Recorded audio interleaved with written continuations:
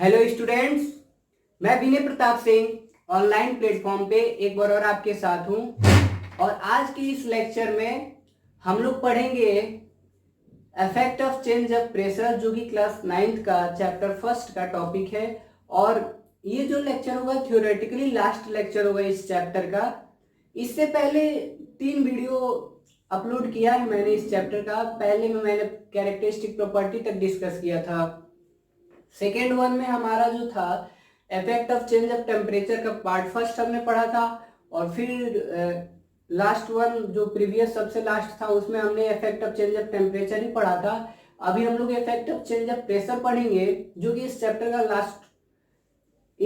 का last content है। उसमें जो भी है हम चीजों को देखेंगे। तो हमारा टॉपिक क्या है? Effect of change of pressure. Effect of change of pressure, temperature change किए थे तो जो भी वेरिएशन आता था हमने उसको डिस्कस कर लिया था कि जब हम टेम्परेचर इंक्रीज करते हैं या हीट सप्लाई करते हैं तो सॉलिड से लिक्विड बनता है, लिक्विड से वेपर बनता है।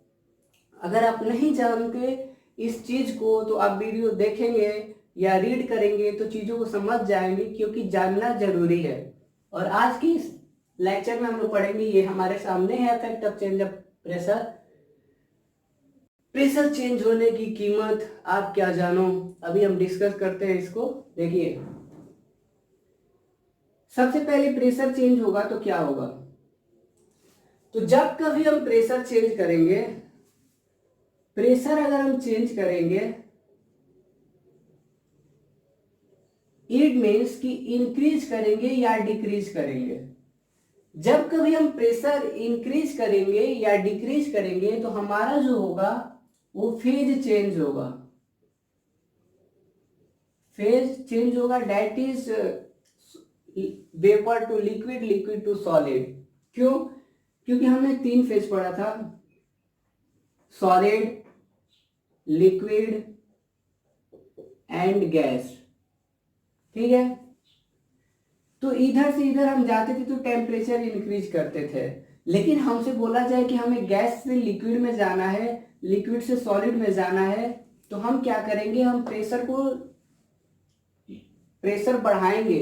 क्यों? क्योंकि हमारा जो गैस मॉलिक्यूल्स होते हैं वो बहुत दूर दूर होते हैं। आपको पता होगा, जब कैरेक्टरिस्टिक प्रॉपर्टी हम पढ़ रहे थे तो जो गैस के मॉलिक्यूल होते हैं बहुत गैप होता है उनके बीच में, वो बहुत तेजी से मूव करते हैं। हमने ऐसी सारी चीजें पढ़ी थी। तो अगर उन गैस मॉलिक्यूल्स को क्लोज लाना होगा, उनकी दरमियान जो दूरियां हैं वो कम करना होगा, तो हम क्या करेंगे कि बाहर से प्रेशर सप्लाई करेंगे। जैसे कि एक बड़े से कंटेनर में गैस है और मान लो उसका हमारे पास एक सिलेंडर ये है, ठीक है, और एक छोटा सिलेंडर है और इसकी कैपेसिटी है 300 ml। ठीक है, इसकी कैपेसिटी है 600 ml। तो इसमें हम गैस मॉलिक्यूल रखे हैं 200 ग्राम रखे हैं। चलो गैस ग्राम में ही लेते हैं। इसकी कैपेसिटी है 300 ग्राम, इसकी कैपेसिटी है 600 ग्राम, और इस कंटेनर में हमने 200 ग्राम गैस रखा है। तो ये 200 ग्राम गैस के लिए ये 600 ग्राम का कंटेनर बहुत बड़ा है। तो ये जो गैस मॉलिक्यूल्स होंगे इसमें चारों तरफ बिखरे हुए रहेंगे, तो ये भी छोटा है। यानी कि इस गैस मॉलिक्यूल को मैं इसमें डाल सकता हूं और इसमें भी एग्जिस्ट कर सकता है, और इसको छोटा करके और 200 पे ला दूं, इसको मैं 200 का बना दूं, तब भी इसमें आ जाएगा। यानी कि हम क्या कर रहे हैं कि उसका जो कंटेनर का साइज है वो चेंज कर रहे हैं हम।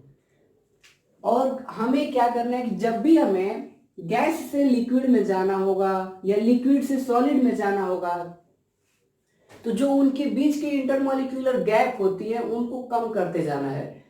गैस मॉलिक्यूल में सबसे ज्यादा होती है, उसको कंप्रेस करके कम करेंगे और कंप्रेस करके कम करेंगे तो हम यहां तक पहुंच जाएंगे। तो ये पढ़ेंगे कि जब प्रेशर चेंज होता है, प्रेशर इंक्रीज करो या प्रेशर डिक्रीज करो तो हमारा फेज चेंज होगा। ठीक है, अब गैस से सॉलिड आने में हम प्रेशर को डिक्रीज करेंगे। एक हमारा होता है कि हम गैस को लिक्विफाई कैसे कर सकते हैं। जो हमारा गैस होता है उसको लिक्विफाई कैसे कर सकते हैं? गैस को लिक्विफाई करने का मतलब क्या हुआ कि गैस को आप लिक्विड में कन्वर्ट कैसे कर सकते हैं? ठीक है, तो क्या करेंगे कि हम प्रेशर बढ़ाएंगे, प्रेशर को बढ़ाएंगे एंड टेम्परेचर को डिक्रीज करेंगे तो हमारा गैस लिक्विफाई हो जाएगा। क्या बोला हमने कि हमें अगर गैस को लिक्विफाई करना होगा तो हम क्या करेंगे, तो प्रेशर को बढ़ा देंगे ताकि गैस मॉलिक्यूल्स पास आने लगे, और टेम्परेचर को घटा देंगे ताकि उनके अंदर कोल्डनेस बना रहे। ठीक है, तभी तो लिक्विड बनेगा। तो ये याद रखना, ये इंपॉर्टेंट है कि गैस मॉलिक्यूल को कैसे लिक्विफाई करते हैं। तो दिस इज इम्पोर्टेंट पार्ट। अब एग्जाम में ऐसे मत लिख देना कि प्रेशर लिख के यूं कर देना और टेम्परेचर लिख के यूं कर देना तो नंबर भी यूं मिल जाएगा। सही है, लेकिन थोड़ा डिस्क्राइब कर देना। अब एक हमारा आता है solid CO2, dry CO2, sorry, एक आता है हमारा ड्राई CO2, ड्राई CO2। ठीक है, ड्राई CO2 इसको बोलते हैं, it is also known as solid CO2। CO2 क्या होता है? Carbon dioxide, carbon dioxide. अब ये कह रहे हैं ड्राई CO2 क्या होता है, तो इसको सॉलिड CO2 बोलोगे। अब बोलोगे सर ये जो CO2 है ये तो गैस होता है, कार्बन डाइऑक्साइड तो सर गैस होता है, तो सर ये सॉलिड कैसे हो गया? कुछ बात नहीं, देखो हम क्या करते हैं कि इसको हाई प्रेशर पे स्टोर करते हैं। जब हम गैस को हाई प्रेशर पे स्टोर करते हैं तो गैस के जो मॉलिक्यूल्स होंगे पास पास पास पास आके सॉलिड CO2 फॉर्म कर देंगे। ठीक है, तो हम क्या कहते हैं कि जो हमारा ड्राई CO2 होता है या सॉलिड CO2 होता है, हम उसको हाई प्रेशर पे स्टोर करते हैं। और एक चीज कि जब हम हाई प्रेशर पे स्टोर करते हैं तो ये हमारा सॉलिड फॉर्म में रहता है। और एक चीज कि जब हम एटमॉस्फेरिक प्रेशर पे पहुंचते हैं, मान लो कि हमारे पास सॉलिड CO2 है, सॉलिड CO2 है जो कि हाई प्रेशर पे है, हाई प्रेशर, और मैं इसको सीधे 1 एटमॉस्फेरिक प्रेशर पे लेता हूं, 1 एटमॉस्फेरिक प्रेशर पे। हाई प्रेशर, कितना प्रेशर है हमें पता नहीं लेकिन बहुत ज्यादा है, और मैं उसको सीधे 1 एटमॉस्फेरिक प्रेशर पे ला देता हूं। सॉलिड CO2 हाई प्रेशर पे है, बहुत हाई प्रेशर पे है, और उसको मैं 1 एटमॉस्फेरिक प्रेशर पे ला देता हूं। तो ये क्या होगा कि हमारा ये जो रिजल्ट है वो सीधे सॉलिड से वेपर में कन्वर्ट हो जाएगा। दैट इज कह सकते हैं कि सब्लिमेशन शो कर देगा। बिना लिक्विड में जाए, बिना लिक्विड में जाए सॉलिड CO2 हमारा वेपर में कन्वर्ट हो जाएगा। कब? जब हाई प्रेशर पे रखे हुए सॉलिड CO2 को मैं 1 एटमॉस्फेरिक प्रेशर पे लाऊंगा तब। तो अभी तक मैं छोटी छोटी चीजें पढ़ा हमने। सबसे पहले पढ़ा कि प्रेशर चेंज होगा तो क्या होगा, तो प्रेशर चेंज होने की कीमत तुम क्या जानो, बताते हैं, जान जाओ यार, इसमें क्या है। तो जब प्रेशर चेंज होगा तो हमारा फेज चेंज होगा, that is gas to liquid, liquid to solid, और इंक्रीज करेंगे तब भी उसका जस्ट अपोजिट कर दो टेम्परेचर वेरी करके। और फिर उसके बाद हमने पढ़ा कि ये ड्राई CO2 जिसको हम सॉलिड CO2 बोलते हैं, CO2 क्या है तो कार्बन डाइऑक्साइड, तो इसको बोलो सॉलिड कार्बन डाइऑक्साइड। तो हम बोलेंगे कि सर कार्बन डाइऑक्साइड तो होता है वो गैस होता है, तो हम उसको सॉलिड क्यों बोल रहे हैं? तो क्या करेंगे कि हमारा उसी टॉपिक के अंदर आया कि हम प्रेशर बहुत इंक्रीज कर दिए हैं। जब हम हाई प्रेशर पे लो टेम्परेचर पे इसको रखेंगे तो ये हमारा सॉलिड CO2 बन जाएगा। और मैंने बोला कि जब हम सॉलिड CO2 जो कि बहुत हाई टेम्परेचर पे है, मैं उसको सीधे 1 ATM पे लाता हूँ, 1 एटमॉस्फेरिक प्रेशर पे लाता हूँ, तो जो हमारा सॉलिड है वो सीधे वेपर में कन्वर्ट हो जाएगा, जो कि सब्लिमेशन प्रोसेस है। तो अभी हम लोग आगे बढ़ते हैं। ठीक है, बदलेगा टेम्परेचर तो फेज चेंज होगा। अभी देखो, अब आते हैं एवोप्रेशन पे। ये हमारा टॉपिक है एवोप्रेशन, जो कि आप छोटे क्लास में भी पढ़ के आए हो। तो हमने पढ़ा था कि लिक्विड वेपर में कन्वर्ट होता है, लिक्विड बॉइलिंग पॉइंट पे पहुंचता है, हमने पढ़ा था। तो जो कोई लिक्विड जब कभी whenever जब लिक्विड किसी टेम्परेचर पे at any temperature when liquid convert into vapour before its boiling point is known as evaporation. किसी लिक्विड के पास एक बॉइलिंग पॉइंट होता है, किसी लिक्विड के पास एक बॉइलिंग पॉइंट होता है। अब बॉइलिंग पॉइंट वो टेम्परेचर होता है जहां से लिक्विड वेपर में कन्वर्ट होना स्टार्ट हो जाता है। तो इस बॉइलिंग पॉइंट से पहले, बिफोर बॉइलिंग पॉइंट अगर लिक्विड वेपर में कन्वर्ट हो जाता है, लिक्विड कन्वर्ट्स इनटू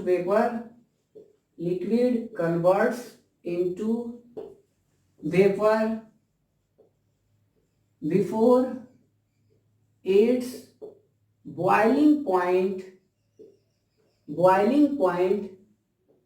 इट गलत हो गया, it is known as evaporation.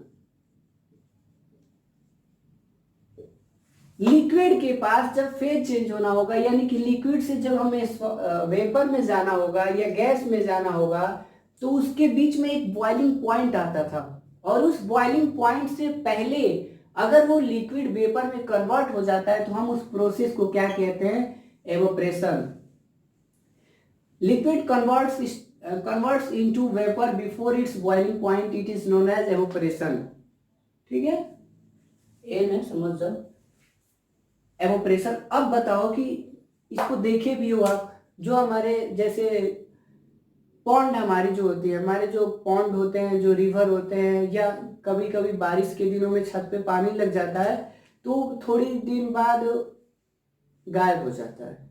क्या हो जाता है? गायब हो जाता है। तो कैसे हो जाता है? एवोप्रेशन प्रोसेस की वजह से। ठीक, और एक चीज आगे यहाँ पे देखते हैं कि ये एवोप्रेशन प्रोसेस जो है किस किस चीज पे डिपेंड करता है। फैक्टर अफेक्टिंग, क्या पढ़ना है हमें लल्ला? Factor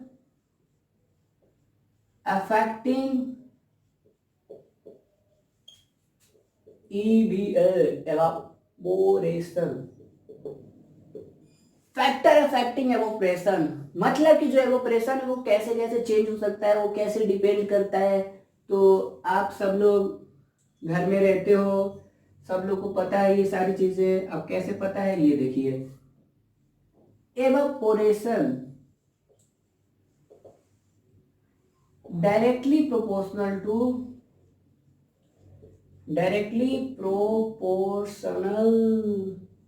to surface area. क्या बात कर रहा है सर, ये एवोपरेशन, ये surface area. What is the meaning of this? इसका मतलब क्या हुआ मेरे बच्चों? मैंने बोला कि एवोपरेशन जो होता है वो सरफेस एरिया के डायरेक्टली प्रोपोर्शनल होता है। जैसे मान लो हमें कोई कपड़ा सुखाना है, कपड़ा बड़ा सा ले लो, कोई क्लॉथ है, ये है क्लॉथ है, चाहिए इसको हमें सुखाना है। तो जब हम इसको छत पे रखते हैं तो क्या हम इसको फोल्ड करके रखते हैं? हम इसको फोल्ड करके नहीं करते, हम इसको स्प्रेड कर देते हैं, फैला देते हैं। ठीक, जब हम फैलाते हैं तो हमारा क्या होता है? सरफेस एरिया बढ़ जाता है। ठीक है, इसको समझा जाए क्या? समझते हैं। जैसे क्या लें, एक सेकंड आपको समझाते हैं। देखो, मैंने एक पेज लिया है, बस इसको ऐसे समझते हैं। सपोज करो ये क्लॉथ है, इमेजिन करना, बस imagination is more important then knowledge. मैंने एक पेज लिया है, मैंने इसको कंसिडर किया कि ये क्लॉथ है। क्या है ये? क्लॉथ है। देख लो भैया, क्लॉथ सपोज कर लो। अगर मुझे इसको सुखाना है तो मेरे पास दो ऑप्शन है। पहला ऑप्शन, मैं इसको पूरा पूरा फोल्ड करके और फोल्ड करके और फोल्ड करके और फोल्ड करके जितना पॉसिबल है फोल्ड करके मैंने छत पे रख दिया। तो मान लो मैंने इतना लिया, तो इसका एल जो है मान लो 1 मीटर है, ठीक है। जो ब्रेथ है वो भी मान लो 1 मीटर है। तो एरिया कितना होगा, एल इंटू बी, तो कितना होगा 1 मीटर स्क्वायर, ठीक। बट मेरे पास एक ऑप्शन ये था और दूसरा ऑप्शन ये पूरा है, ठीक है। मैंने ऐसे ही इसको एज इट इज छत पे रख दिया। तो इसका मान लो एल 4 है, बी 2 है, तो एरिया कितना आएगा 8 मीटर स्क्वायर। तो किसकी एरिया ज्यादा है, पहले वाले कंडीशन की या दूसरे वाले कंडीशन की? तो दूसरे वाले कंडीशन की। अब जब मैं इसको छत पे ऐसे रख दूंगा तो जो हमारी सन रेज होंगी, जो हमारी सन से जो हीट निकलती है वो इस पे पड़ेंगी। तो अगर ये छोटा रहेगा तो बस छोटे पे पड़ेंगी, लेकिन अगर ये बड़ा रहेगा तो बड़े पे पड़ेंगी। यानी कि जो है वो प्रेशर होगा वो सरफेस एरिया के डायरेक्टली प्रोपोर्शनल होगा। अब इसको आप अप्लाई करते रहना। अब दूसरी चीज, एक ये हो गया कि एवोप्रेशन जो होता है सरफेस एरिया के डायरेक्टली प्रोपोर्शनल होता है। एंड सेकेंड वन हमारा जो है evaporation is directly proportional to, this is the sign of proportional temperature। ये क्या लॉजिक है सर, एवोप्रेशन में टेम्परेचर कहां से आ गया? सोचो, कहीं पढ़ा है कुछ? नहीं पढ़ा है, सब भूल गए हो, कोई बात नहीं, याद दिलाता हूं। जब टेम्परेचर हम इंक्रीज करते हैं, जब हम टेम्परेचर इंक्रीज करते हैं तो क्या होता है, kinetic energy of particles increases. जब हम टेम्परेचर इंक्रीज करते हैं तो काइनेटिक एनर्जी पार्टिकल्स की इंक्रीज हो जाती है। तो एवोपरेशन किसका होता है, वाटर के मॉलिक्यूल्स का, जो किसी सरफेस से कन्वर्ट हो जाते हैं वेपर में। तो वो पार्टिकल्स ही है ना। अगर उनको टेम्परेचर बढ़ा दिया जाए, काइनेटिक एनर्जी उनकी बढ़ा दी जाए, तो क्या होंगे, वो मॉलिक्यूल बहुत तेजी से भागेंगे। एग्जाम्पल के लिए समस्या एकदम सब बच्चे थोड़ा यूज किए होंगे, आप यूज नहीं किए होंगे, आपके मम्मी ने यूज किया होगा, क्या, जो आयरन होता है। जब हम क्लॉथ को आयरन करते हैं तो उसमें जो कभी कभी पानी स्प्रे करते हैं या कभी कभी हल्का फुल्का रहता है गीला, तो वो सूख जाता है। कैसे? तो जब हम आयरन जो होता है वो हीट होता है, और जब हम उसको इस्त्री करते हैं, जब आयरन करते हैं, तो आपने देखा भी होगा कि साउंड भी निकलता है, छन छन साउंड निकलता है, और वो वेपर फॉर्म में भी दिखता है। तो क्या होता है कि जब हम टेम्परेचर इंक्रीज करते हैं तो काइनेटिक एनर्जी पार्टिकल्स की बढ़ जाती है, जिसकी वजह से एवोपरेशन क्या होगा, इंक्रीज हो जाएगा। दूसरा चीज हमको लगता है समझ में आ गया होगा, एक बार ध्यान से देख लो। मैंने बोला कि जब टेम्परेचर इंक्रीज करते हैं तो काइनेटिक एनर्जी पार्टिकल्स की बढ़ जाती है, और एवोपरेशन किसका होता है, तो पार्टिकल्स का होता है। यानी कि जब हम टेम्परेचर इंक्रीज करेंगे तो एवोपरेशन प्रोसेस जो होगा वो तेजी से होगा। एग्जाम्पल के लिए मैंने आयरन ले लिया। जब हम कपड़ा प्रेस करते हैं तो देखते हैं ये सारी चीजें कि अगर थोड़ा सा गीला रहता है तो हीट होने की वजह से एवोपरेट हो जाता है। और इसको आप बच्चे बॉयज जो हैं या गर्ल्स भी पेट्रोल पंप पे इसको देखी होगी। जब हम टैंक में पेट्रोल या पेट्रोल फिल करते हैं तो आप ध्यान से कभी ऑब्जर्व करना, उसमें से वेपर निकलता है। अरे इसको छोड़ो यार, सैनिटाइजर ले लो। जब हाथ में हम सैनिटाइजर लगाते हैं तो कूलनेस फील होती है, और जो हमारा जो सैनिटाइजर थोड़ा लिक्विड फॉर्म में होता है, फ्लूइड फॉर्म में होता है, वो क्या होता है, वेपर में कन्वर्ट हो जाता है। इसी का एग्जाम्पल है। सैनिटाइजर, और उसी की वजह से वो कभी कभी कोल्डनेस भी फील कराता है। अभी हम उसको आगे देखेंगे। ये हो गया हमारा। अब तो हमने क्या क्या पढ़ लिया कि जब टेम्परेचर इंक्रीज होगा तो एवोप्रेशन प्रोसेस तेज होगा, जब उसके सरफेस एरिया के डायरेक्टली प्रोपोर्शनल होगा।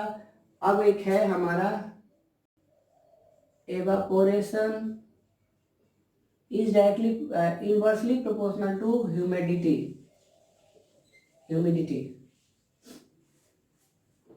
ये हमारा थर्ड वन है कि जो हमारा एवोप्रेशन होता है वो हमारा ह्यूमिडिटी के इनवर्सली प्रोपोर्शनल होता है। अब सर ये ह्यूमिडिटी क्या होता है, अब हम इसको कैसे समझेंगे?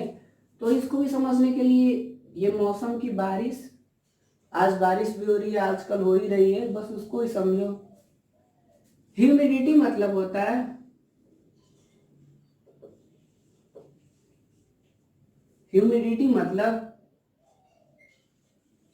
Presence of water vapour in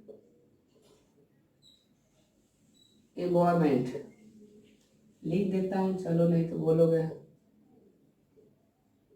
environment, presence of water vapour in environment, जब हमारे बारिश की दिन होती है, मौसम की बारिश होती है, बारिश की मौसम होती है, तो अगर हम क्लॉथ सुखाना चाहते हैं तो नहीं सूखता है। क्यों? क्योंकि जो हमारे इन्वायरमेंट हैं, जो हमारे पहले से जो हमारा टेम्परेचर थोड़ा लो चल रहा है, ह्यूमिडिटी बनी है। ह्यूमिडिटी मतलब कि उस सराउंडिंग में वाटर मॉलिक्यूल्स पहले से प्रेजेंट हैं, वाटर मॉलिक्यूल्स पहले से प्रेजेंट हैं, जिसकी वजह से हमारा एवोप्रेशन रेट कम हो जाता है। इसका एग्जांपल, बारिश में आप कपड़ा सुखाते हो, देखते होगे नहीं सूखता है। क्यों? क्योंकि जो वाटर मॉलिक्यूल है वो हमारे सराउंडिंग में, हमारे एटमॉस्फेयर में पहले से है, तो पहले वो एवोपरेट होगा, तब हम कहीं कपड़े तक पहुंचेंगे, तब हम कहीं किसी सिस्टम पे पहुंचेंगे जिसका एवोपरेशन हमें कराना है। ये तो ह्यूमिडिटी क्या होता है? Presence of water vapour in environment. तो इसका मतलब ये इन्वर्सली होता है, यानी कि जैसे जैसे ह्यूमिडिटी बढ़ेगी एवोपरेशन कम होगा। अब बारिश के दिनों में कपड़े जल्दी नहीं सूखते हैं, लेकिन समर वेकेशन में जल्दी सूख जाते हैं। समर वेकेशन नहीं, समर में। और वैसे ही ठंडी में भी जल्दी नहीं सूखते हैं। क्यों? क्योंकि उस टाइम फॉग वगैरह रहता है, तो वो भी थोड़ी ह्यूमिडिटी क्रिएट कर देता है, जिसकी वजह से एवोपरेशन रेट कम होता है। अब इसका मतलब ये नहीं हुआ कि आप लोग कपड़े गर्मी में सुखाओगे, सुखाना तो पड़ेगा। आगे बढ़ते हैं। अब कुछ चीजें होती है, चाय। चाय का नाम तो सुना ही होगा आपने। इट्स लाइक एडिक्शन, चाय। जब हम कप में चाय पीते हैं, तो वो गर्म रहता है, ठीक है। कप में चाय जब पीते हैं तो वो गर्म रहता है, जल्दी ठंडा नहीं होता है। लेकिन अगर उसको मैं प्लेट में ले लूँ, कटोरी में ले लूँ, बाउल में, तो वो जल्दी ठंडा हो जाता है। क्या होता है? देखो, कप बनाने की कोशिश करता हूँ, ठीक है। ये हमारा कप है, क्या है? कप।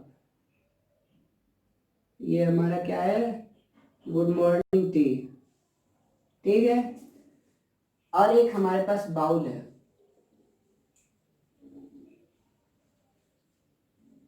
ये हमारा बाउल है, ठीक। कटोरी है, ठीक है। समझा क्या? अब देखो कि अगर हम कप में चाय रखते हैं तो इसका जो सरफेस एरिया है वो कम है, लेकिन अगर बाउल ले लो या प्लेट ले लो तो उसका सरफेस एरिया क्या हो जाएगा? ज़्यादा हो जाएगा। इसका सरफेस एरिया कम है, जिसकी वजह से एवोप्रेशन कम होगा, जिसकी वजह से हॉटनेस इसकी बनी रहेगी। तो इसका एग्जाम्पल एक था। अब वैसे ही बोलते हैं कि जो कोल्डनेस होती है किसी चीज़ की, मतलब बोला जाए कि सराउंडिंग में, जैसे आजकल के मौसम में हवा बहुत चल रही है, बहुत हवा चल रही है, मत पूछो। मुझे तो लगता है मैं छत पे से उड़ जाऊंगा, इसलिए जाता ही नहीं हूँ छत पे, एकदम बता रहा हूँ ईमानदारी से। तो जब हवा चलती है और गर्मी भी पड़ती है, तो जब गर्मी होती है तो जो एयर मॉलिक्यूल्स होते हैं वो हीट हो जाते हैं, और जब वो हीट हो जाते हैं, जब वो गर्म हो जाते हैं तो वो हल्के हो जाते हैं, और हल्के होने की वजह से वो ऊपर चले जाते हैं। जैसे मैं सपोज करो ये है, इसमें एयर है, ठीक है, और ये हीट इसमें मान लो टेम्परेचर, सन रेज बहुत तेज है, गर्मी बहुत है, तो हीट सप्लाई हुआ, तो इस एयर मॉलिक्यूल्स के अंदर कैनेटिक एनर्जी बढ़ जाएगी। क्यों? क्योंकि टेम्परेचर इंक्रीज हो गया। तो ये क्या करेंगे, ये ऊपर जाएंगे, वो मतलब वेपराइज होना स्टार्ट होंगे, हल्के हो जाएंगे। क्या होंगे? ये लाइट एयर है। लाइट एयर मीन्स की हल्की हवा। क्या? हलकट, हल्की हवा। हल्की हवा क्या होती है? जिसमें मॉइस्चर नहीं होता है, ठीक है, जिसमें वाटर वेपर नहीं होता है, उसको हल्की हवा बोलते हैं। तो जब हल्की हवा ऊपर चली जाएगी तो दूसरी जगह से हवा आएगी इस गैप को भरने के लिए, ये कोल्ड एयर है। यहां से जब लाइट एयर ऊपर चली गई तो कोल्ड एयर आई इस गैप को भरने के लिए, और यहाँ पे मैं खड़ा हूं, नहीं मैं छत पे तो जाता ही नहीं ना, सोहन खड़ा है, तो सोहन को ठंडी लगेगी, ठीक है। तो क्या होगा कि जब एयर जो होता है वो हॉट हो जाता है तो वो लाइट हो जाता है, जिसकी वजह से वो ऊपर चला जाता है। तो इस गैप को भरने के लिए यहाँ पे गैप क्रिएट होगा। क्यों? क्योंकि यहाँ वाला एयर ऊपर चला गया है, तो इस गैप को फिल करने के लिए यहाँ से कोल्ड एयर आएगा, जिसकी वजह से ठंडा लगेगा, ठीक है।